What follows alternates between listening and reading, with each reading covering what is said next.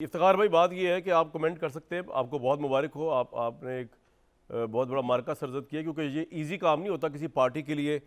मतलब ये जो भी कहें, इनका कहना ये अपोजिट, लेकिन मैं अगर तंजन भी बात ना करूँ, सीरियस बात करूँ, तो ये एक बहुत बड़ी बात है कि परवेज़ इलाही की पार्टी छोटी थी या बड़ी थी, उन्होंने अपनी एक शनाख्त को ख़त्म किया, इमरान खान के साथ सॉलिडेरिटी शो की, और इससे इमरान खान का इमेज पोलिटिकली और बढ़ा है कि परवेज़ इलाही उनके साथ मिल गए। वो परवेज़ इलाही जो नून लीग को भी वांटेड थे, एस सी एम पंजाब, वो सबको वांटेड थे, तो ये आपको मुबारक हो।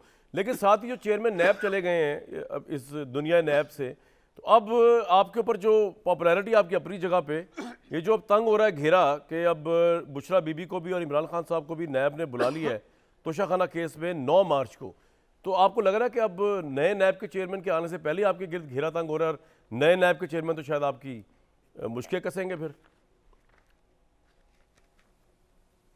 बिस्मिल्लाहिर्रहमानिर्रहीम जी, खैर मुबारक। मैं परवेज़ इलाही साहब को खुशामदीद कहता हूँ पाकिस्तान तहरीक इंसाफ में, और वाकई एक बड़ा अच्छा दिन है आज तहरीक इंसाफ के लिए कि उन्होंने ज्वाइन किया पाकिस्तान तहरीक इंसाफ में, और मुझे उम्मीद है कि आगे का सफ़र बहुत अच्छा गुजरेगा हमारा उनके साथ इंशाल्लाह।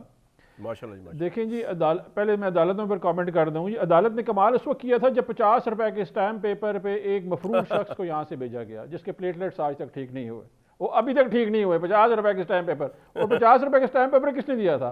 इस वक्त के वजीर आजम ने, वो आज तक गिरफ्तार नहीं हुआ। अदालतों ने तो कमाल कर दिया था।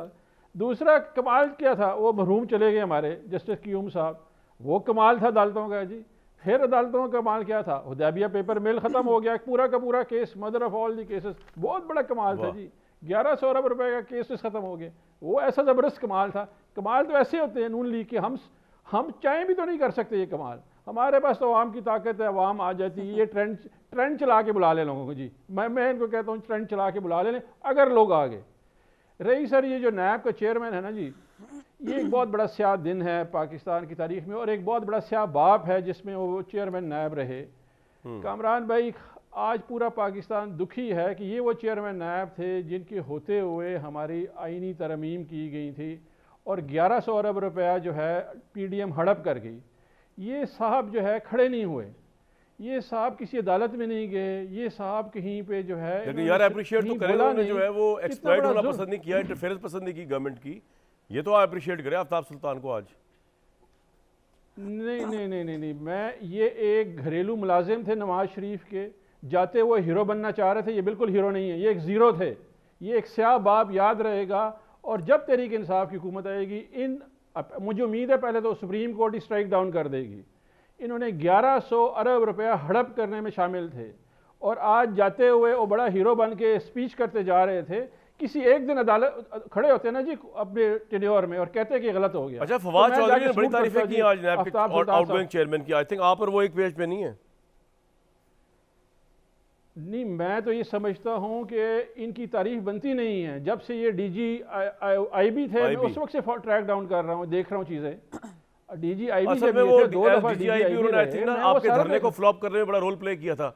वो नवाज शरीफ साहब को ऑडियो सुनवा दी थी, जो जिन लोगों के साथ तहरीक इंसाफ की इंटरेक्शन थी उस वक्त की इस्टेब्लिशमेंट में, इस वजह से आप आई थिंक ज़्यादा नाराज हो। जो मैं आपको नहीं जो एक्चुअली ये मुतारिफ किया कल्चर, ये टैबिंग का जो कल्चर है, वो साहब मौसूफ हैं जनाब पाकिस्तान के बहुत बड़े, एक जो जिसे कहते हैं ना इन्वेंटर हैं इस वक्त जो टेक्नोलॉजी आप देख रहे हैं, वो यही साहब हैं। तो इसलिए उनका कोई बहुत बड़ा, उनको मैं नहीं करना चाह रहा कि जी कोई उनकी तारीफ। अच्छा सर, ये जो अब वो तो चले गए, अब वो गए, उसके बाद बुशरा बीबी और इमरान खान को नोटिस आ गया, इसका क्या करना है? इसमें जाएंगे या यहाँ भी अपना नैब चलेगा, ट्रेंड चलेगा, किस तरह करना है इसको? देखिए नैब चलो ट्रेंड तो देखिए 5 दिनों से तो ट्रेंड ये चला रहे थे। मैं अभी आपको बता सकता हूँ कि जी 17 फरवरी को ट्रेंड, ऑर्गेनाइज ट्रेंड नून लीग चला रही थी। 19 फरवरी को ऑर्गेनाइज ट्रेंड मुस्लिम लीग नवाज चला रही थी। 13 फरवरी को ऑर्गेनाइज ट्रेंड चला रही थी। 7 फरवरी को ऑर्गेनाइज ट्रेंड इन्होंने चलाया, हमने नहीं चलाया। हमारे पास जो अवाम है वो आएगी, ये केस बनता नहीं है।